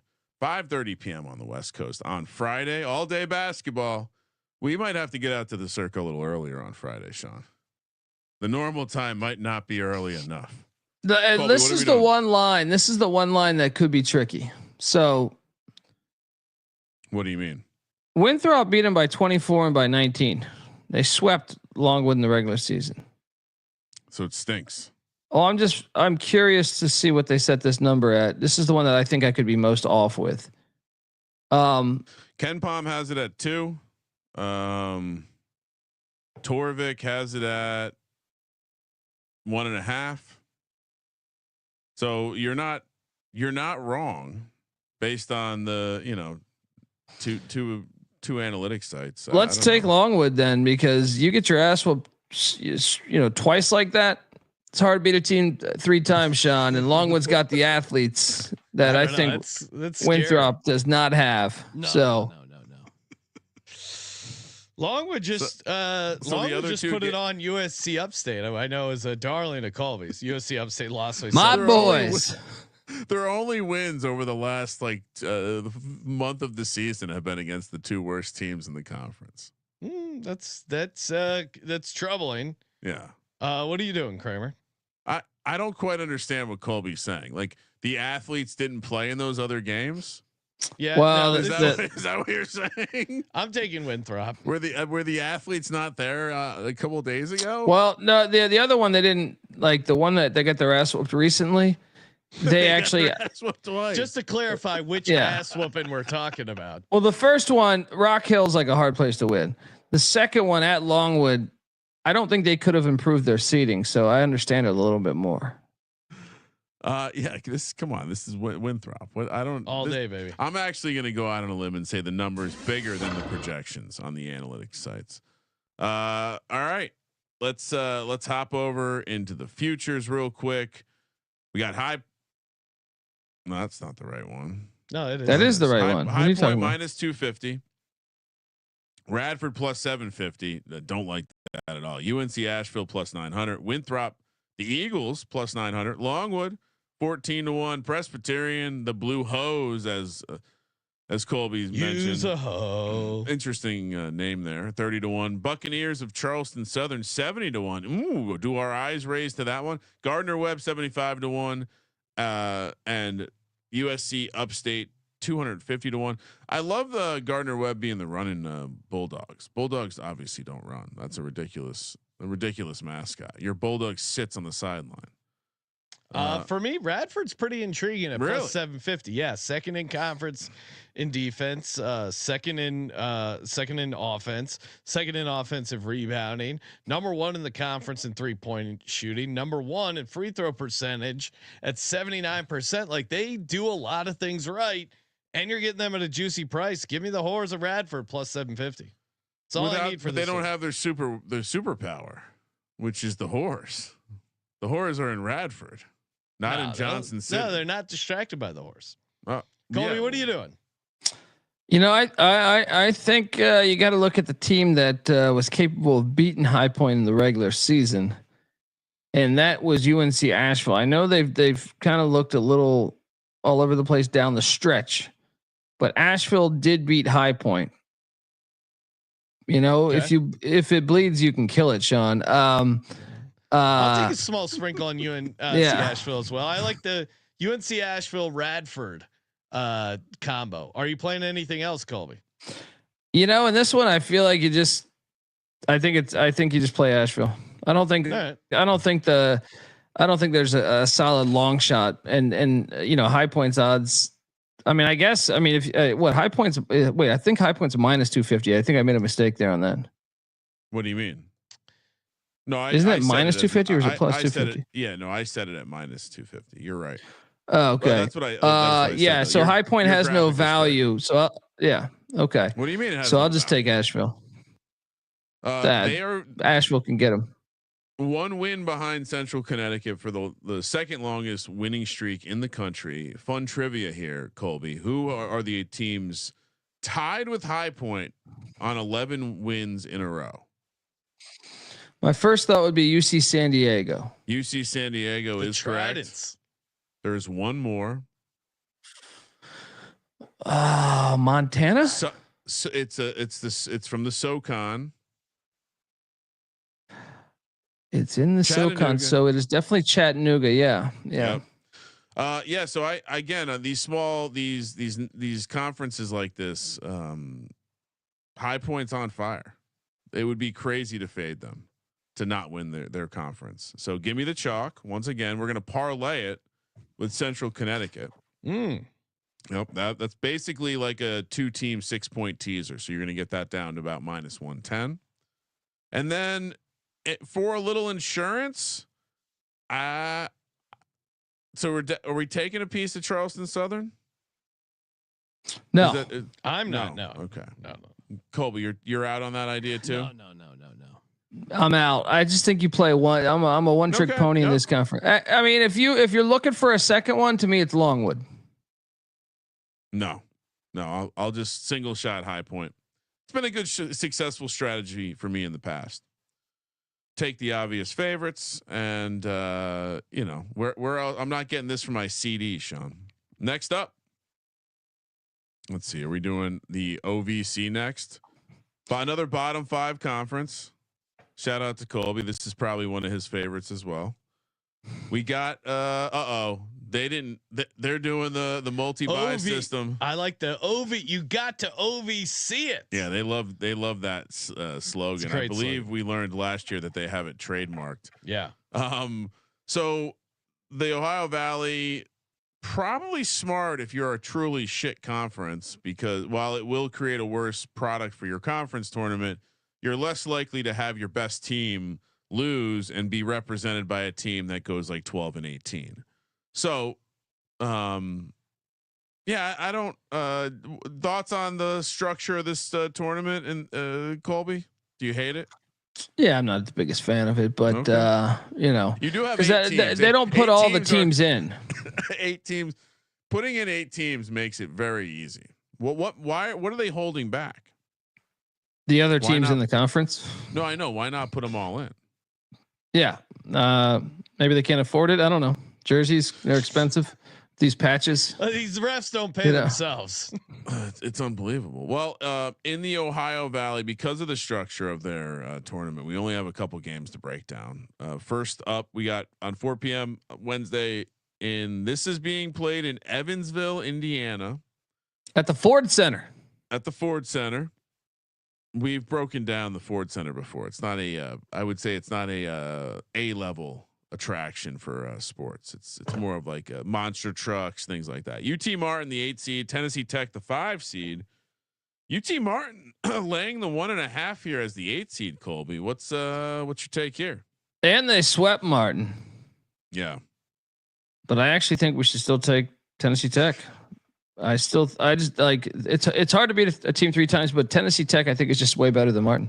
Well, both teams went to overtime, or both games went to overtime, so feels like it's more of a coin flip, Sean. So maybe you do want to play. Maybe it's I have that Georgia game stuck in my head where they played Georgia really well, but I just think Tennessee Tech's a better team. Tennessee Tech, not great defense is what would concern me. Oh, there's not a lot of anything good going on in this conference. They're slightly better at the free throw line. I'll begrudgingly take Tennessee Tech, but I don't love this spot for them. Kramer, what are you doing? Yeah, I don't. Who will have the crowd here? No one. No one's traveling from Tennessee to Indiana to watch UT Martin, Tennessee Tech. It'll be mostly drifters. This is one of the, like the people you see sitting outside Starbucks that are like dragging their bags around, looking to plug in, charge a phone. Like that's who's. Oh, this is a nice warm place. Can I use the bathroom? Sure. Just don't do anything weird in there. That's who's going to this game. I'm looking to see, sir. To get the code, you have to buy something. Customers only. Oh, I gotta buy a pretzel. That's where they get you. Okay, so I would estimate that the team. Yeah, I mean they're not that far from Tennessee here, actually. So I would reject your notion that the Tennessee teams I do feel like could have a little bit of juice here. That's the only thing that scares me. I think Martin might have. What's closer, Martin, Tennessee, or Cookeville, Tennessee? Let's see here. Well, Tennessee Tech does not look like it's that far from Evans. Evansville's pretty you guys southern. Are still Indiana. talking about this. We're talking. Yeah, about give me these Golden Eagles then. What's that? You're switching. He's worried about UT Martin having the crowd. All right, now I feel even better. I'm on Tennessee Tech Island. No, I'm taking Tennessee Tech. I'm just saying. Wait, what? You told me Tennessee Tech's closer mileage wise, right? No. I'm saying they're both close. UT Martin is probably slightly closer. Well, I'll stick to my edge then. Golden Eagles. And actually, as I look at a different map, definitely UT Martin is closer, but I don't think it's by that much. But you know what? I like Colby's original point. So give me the 8 seed. Why are they laying points as the 8 seed? We know to follow this kind of breadcrumb. Morehead State, the 7 seed. Lindenwood, the 6 seed. Lindenwood sounds like one of those colleges where they did like CIA tests back in the day. That's in like a forest. It's like hidden away in the forest. There's some weird demons. Lindenwood, another one where the lower seed is laying 1.5. Colby, what's going on in the Ohio Valley Conference? Yeah, I'm on the penitentiary here, Lindenwood. I think they've turned a corner this year. They're like 6-4 in their last 10. You look at Morehead State's 2-8 in their last 10. Yes, they beat UT Martin the other day, but no, I think Lindenwood's been the better team all year, especially down the stretch. And really, they're better. They're a better offense. They're better rebounding team, especially on the offense side of the glass. Give me the penitentiary. I'm looking at total offensive and defensive efficiency. I see Morehead State's better than Lindenwood. I mean, you can't they're not really locking it down as defense when they're second to last in the conference in defensive efficiency. Offense. Field goal percentage 299th is Lindenwood, whereas Morehead State is 325. I'm going to go with a lot of ins and outs of this. Morehead State was on a 8-game losing streak. They beat UT Martin to end the season. Okay. Great time to fade them. Give me the penitentiary, as Colby calls them. All right. The fact that they had that one win, I like fading them off a win. Give me Lindenwood as well. All right. Moving along to the futures. The Red Hawks plus 150, Edwardsville plus 270, Tennessee State plus 400, Little Rock, the Trojans. I cannot go, unfortunately, into the state of Arkansas, but I'm sure it's a great place. Plus 500. UT Martin, 30-1. The Skyhawks, Tennessee Tech, the Golden Eagles, 40-1. Morehead State, multiple Eagles in the conference. Sean, 60-1, and multiple Lions also in the Come on, guys, can we get a little diversity here? Lindenwood, they have 60-1. They have a lion, a panther, and a tiger. Is that correct? I mean, come on, Colby. Two lions, a panther, a tiger. Yeah. Oh my God! What lazy? And then they have mascots: Skyhawk and Red Hawk. Yeah, it's like and the Golden Eagles. That's what I mean. Two. All right. Yeah. 2 3 Eagles. Birds. No, 2 Eagles, 2 Hawks, 2 Lions, a Tiger, and a Trojan. I'm going with the Trojan. Give me Little Rock. Ooh. Best in conference defense. These teams that surprise are either teams who can shoot the lights out, which I don't really see that happening in this conference. Obviously, SEMO is the best offensively, but Little Rock can play some defense. 5-1. That's a fun little sprinkle. Colby, what are you doing? I think you got to do 2 plays in this one. So SEMO had been on fire to end the season. They beat SIU Edwardsville on their senior night. I think SIU is going to remember that. I thought those 2 were the best 2 teams in the conference. Take a shot on SIU, and for your other shot, I think you take a shot on Tennessee State. Tennessee State, the times I've watched them, They're pretty fucking athletic for just a mid Ohio Valley team. So they're what 16-15 this year. They're 7-3 in their last 10. Kind of turned a corner there. Hot. Yeah. Yeah. Kind of turned a corner there towards to ending the season. And you go back to that SEMO game at SEMO when SEMO was on that big win streak. They lost by 2, and that was with under 10 seconds left. So Tennessee State would be the second play. Yeah, I'm going to join Colby on Tennessee State. I mean, I'll take Tennessee State, or sorry, I'll take SIU, but I'm sticking with Little Rock as a nice little play here, 5-1. They did beat SEMO, so I think that's always helpful knowing you can take them down. And give me a piece of UT Martin. UT Martin as well. 30-1. 30-1. Wow. Okay. That concludes my futures for the Ohio Valley Conference. Anything else for you guys? Nope. All right. Just one last Tennessee State and Little Rock, or sorry, SIU and Little Rock.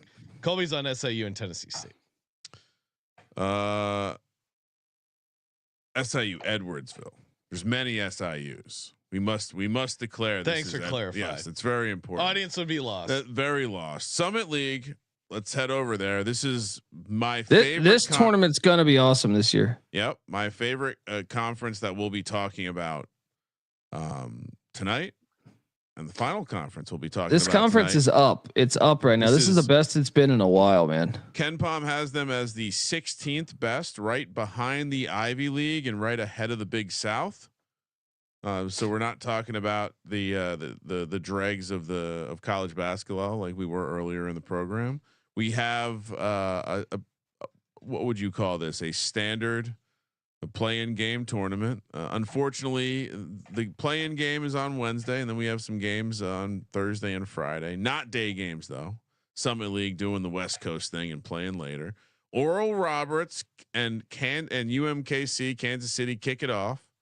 8-9 matchup. We're heading to Sioux Falls, South Dakota, 5 p.m. on Wednesday the 5th.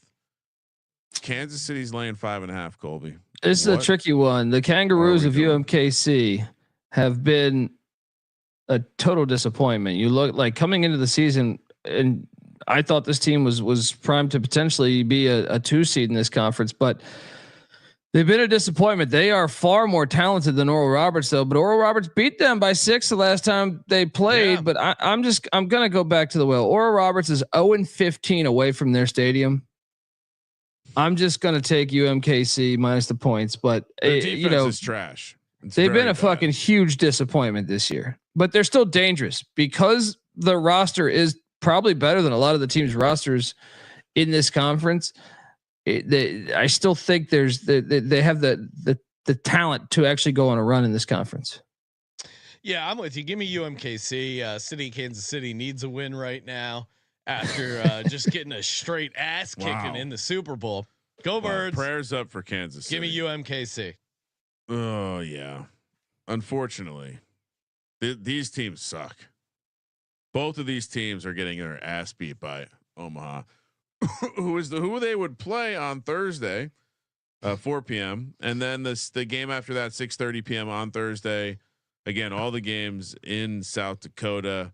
Denver, the 7 seed, St. Thomas, the 2 seed. St. Thomas projected to be laying 9.5. Colby, you got to lay it here, but I will say that Tommy's away from the Shoenecker Arena is an interesting thing, but Denver's played better late. They were ass all year, but it was 5-5 in their last 10. But I'm gonna lay it with the Tommies, even though I just think the Tommies have waited. You guys remember the Tommies would have they won the tournament but couldn't go to the NCAA tournament a couple years ago. Dumb. So yeah, Tommy's owned them. This is easy. I'll lay the big number. Yeah, only won by 3 in Denver, but this is in Sioux Falls. St. Thomas offense off the charts, at least by Summit League standards. So yes, I'm with St. Thomas. Give me them laying the 9.5. And we don't obviously need to say this, but Tommy's will have more people there than Denver would be my guess. Oh yeah, sorry, it's neutral court. Where is St. Thomas? St. Paul, Minnesota. Yeah. All right, so they might make the trip to Sioux Falls. No one. They got money too. They got money. Yeah. Oh yeah, big time private school pussy. Illuminati School of the Way North, maybe. South Dakota, the 5 seed. North Dakota State, the 4 seed. Now we're over to Friday, 4 p.m. I mean, is there any edge for being in the state of South Dakota? Yes. For South Dakota. Yes, sir. And I mean, they just played like a week ago, and this was a close game, and that was in Fargo. I will take the points and the Coyotes. That if you're looking for a spicy money line, like this was like a 4-point game in Fargo. It's just it's tough to get them twice in within 10 days or 8 days. Yeah, South Dakota's been playing some pretty good basketball too overall. I mean, it's not like they're for a team catching 7.5 points in a conference game in a conference tournament with you would imagine a nice chunk of the home court against a rival here in North Dakota State. 65-mile drive from the campus. That is very doable. It feels like we're being trapped here. Give me the dog. Give you the dog? Yeah. What? Yeah, I am on the dog. Yeah, we both said we're on the dog. I'm saying we're being trapped. But you're pointing out. It sounded like he was saying we're wrong. Like me and you are wrong, Sean. Oh no, yeah, no. Right? Like we all are being trapped because we're of course going to take the home team, quote unquote. Clearly with this many points. North Dakota, the 6 seed. South Dakota State, the 3 seed. 6:30 p.m. on Friday night. Sean will be at the Circa for this one. Oh, great. Yep. South Dakota State laying 8.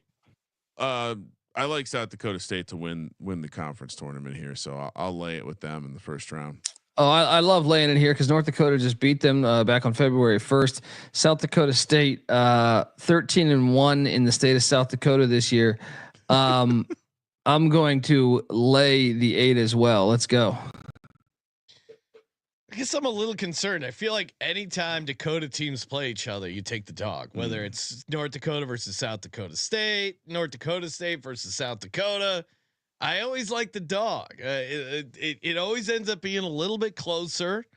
And I know I like your revenge factor, Colby, but only 57 miles.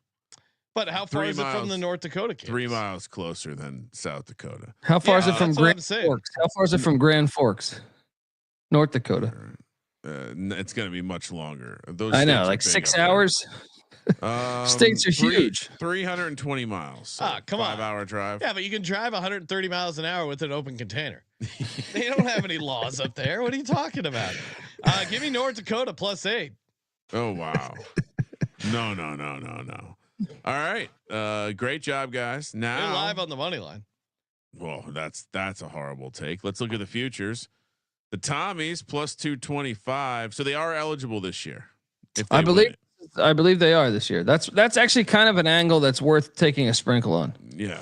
North Dakota State +260. South Dakota State +300.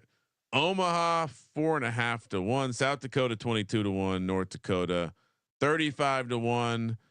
UMKC 40 to 1. Denver 55 to 1. And Oral Roberts. Some more Eagles 200 to 1. Wow. No respect. How about the 1 seed being what? 5th best in the odds or 4th best in the odds?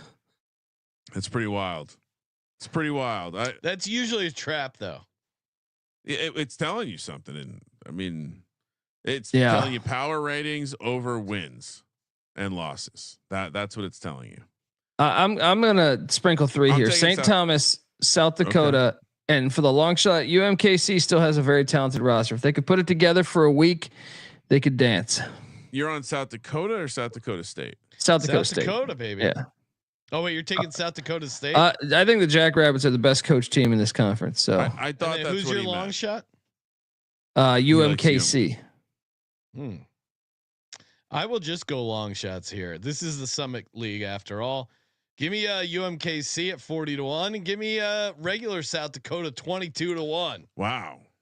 I think they're live that first game. Just need to look at this real quick to make sure I'm not doubling up in one bracket. Yeah, perfect. I'll take both South Dakotas, please, or South Dakota State, please. Oh, okay. So you felt like you were making fun of my South Dakota play. No. Okay. No. So officially, Kramer on South Dakota State 3-1, South Dakota 22-1. I was just clarifying with Colby because I know we had briefly spoken about how much we like South Dakota State. So when he said the Tommies and South Dakota, I was like, the "That's Tommies." Yeah. And Tommies are not eligible according to the chat. They do the research, so we don't have to. Shout out to the chat. Wait, is it year 3? Is it year 3? That's ridiculous. Why are they doing this to them? I don't understand this. I thought this was their first year eligible. Is that next year? It's punitive. It's a way to punish them because they have to earn their way. Yeah, I don't get it. You know what's dumb? I understand if you're going down, but if you're going up, who cares? It's like, hold on here, because I thought the Tommies came in the same time as UC San Diego. UC San Diego's eligible. So this is the establishment not wanting to reward new teams coming up to get a bigger piece of the pie. But if you're a small league like the Summit League, you're probably getting one team in the tournament. Why the fuck wouldn't you want it to be the team that wins your conference tournament? That is the dumbest fucking logic. And I get they're right. They're right. They're eligible next, this next calendar year. And take them then. Put me on Denver. Yeah. Take me off St. Thomas too. Take me off St. Thomas. Actually, no. I'm still going to take St. Thomas in the first round. Denver's pretty bad. Okay. Yeah, I'm talking about take me off the future. Take me off the future. Yeah, I deleted you off the future. Yeah. I'm still on the Tommies for the game. Position. Hey, look at that sweet D-Gens hat that Colby's wearing. Look at my sweet SGP hat. We got college experience gear. We got the first half unders, all 20% off between now and when the tourney tips off. Use that promo code madness. Of course, everyone toss us a nice rating and review over on Apple, Spotify, Apple Podcasts. Always appreciate it. Send in the questions on Spotify. I always read the questions, always respond to them. We'll respond to them on air. If you get some good questions, happy to hit you guys up over there. We are locked in on college basketball, Sports Gambling Podcast. Of course, TCE, the college experience, locked in as well. Going to get you ready for all the games, all the conference tournaments. Check them out and follow Pick Dundee on X at the Colby D. Follow us on X at Gambling Podcast, and of course, thank you for participating in the Sports Gambling Podcast. For Sports Gambling Podcast, I'm Sean, stacking the money green. He's Ryan. Good show. Kramer, let it ride.